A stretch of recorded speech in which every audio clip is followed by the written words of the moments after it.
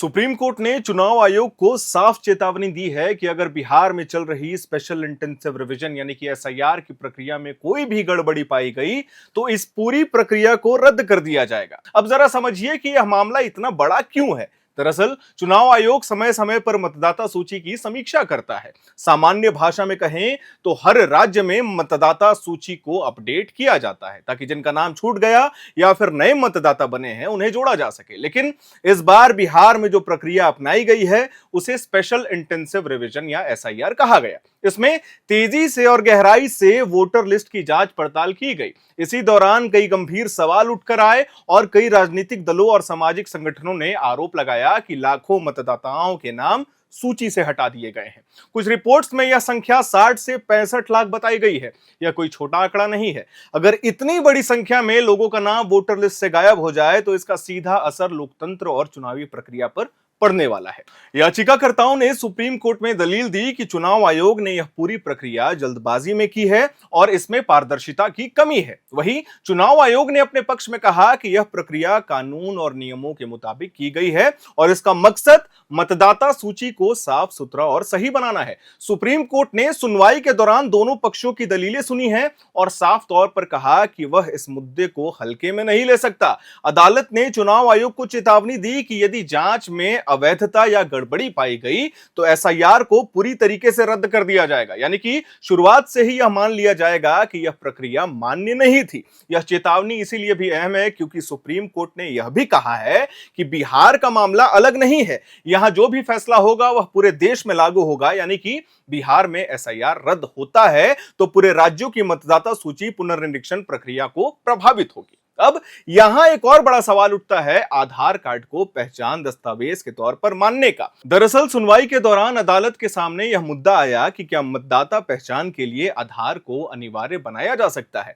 इस पर supreme court ने साफ कहा कि आधार को 12वें दस्तावेज के रूप में स्वीकार करने और उसे अपनाने का आदेश दिया जाता है। इसका मतलब यह है कि आधार को पहचान पत्र के रूप में मान्यता मिलती रहेगी, लेकिन उससे इस्तेमाल की प्रक्रिया में पारदर्शिता होनी चाहिए। लोग आसानी से इस्तेमाल कर सकें, इसीलिए क्लियरेंस होना चाहिए। सुप्रीम कोर्ट के रुख में यह भी साफ हुआ कि अदालत केवल तकनीकी पहलुओं पर ध्यान नहीं दे रही है, बल्कि यह सुनिश्चित करना चाहती है कि किसी भी नागरिक का मताधिकार प्रभावित ना हो।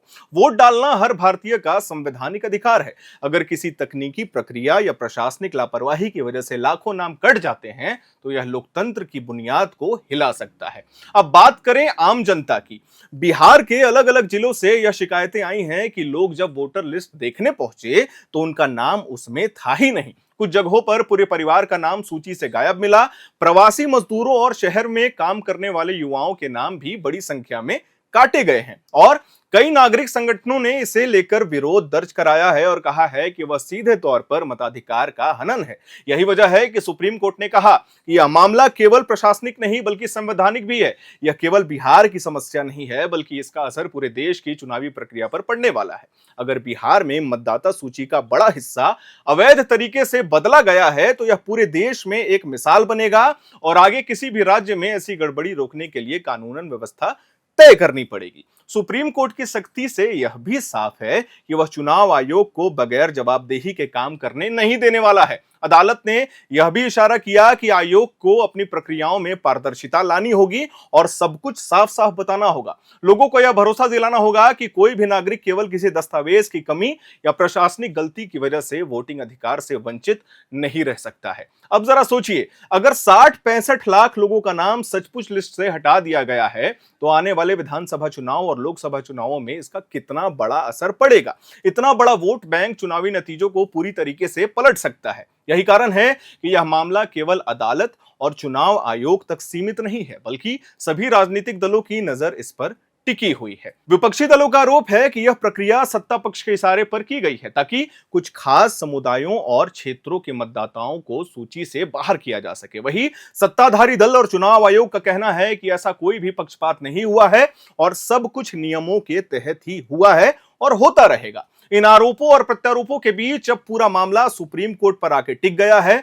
7 अक्टूबर को सुनवाई है और वो तय करेगा कि अदालत चुनाव आयोग की दलीलों को मानती है या फिर याचिकाकर्ताओं की चिंताओं को सही ठहराती है। अगर अदालत को गड़बड़ी नजर आई तो पूरा एसआईआर रद्द हो जाएगा और अगर अदालत आयोग के पक्ष में गई तो बिहार की मौजूदा मतदाता सूची को वैध मान लिया जाएगा। इस फैसले का असर केवल बिहार तक सीमित नहीं रहेगा।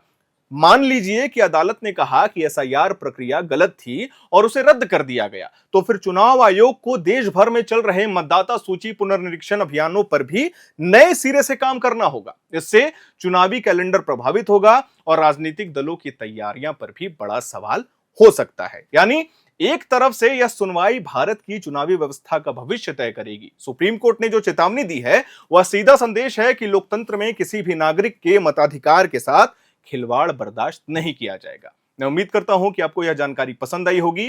अब लोगों की नजरें 7 अक्टूबर पर टिकी हुई हैं कि सुप्रीम कोर्ट का क्या आदेश आता है। इलेक्शन कमीशन ऑफ इंडिया को और भी पारदर्शिता के साथ काम करना होगा, यही सुप्रीम कोर्ट का आदेश है। कैमरे के पीछे मौजूद हैं हमारे सहयोगी अभिषेक मुकुंद। अगर आपको वीडियो पसंद आया हो तो इसे लाइक करिएगा, शेयर करिएगा, हमारे चैनल को सब्सक्राइब करिएगा। मेरा नाम है हर्षित और आप देख रहे हैं एयर नाउ।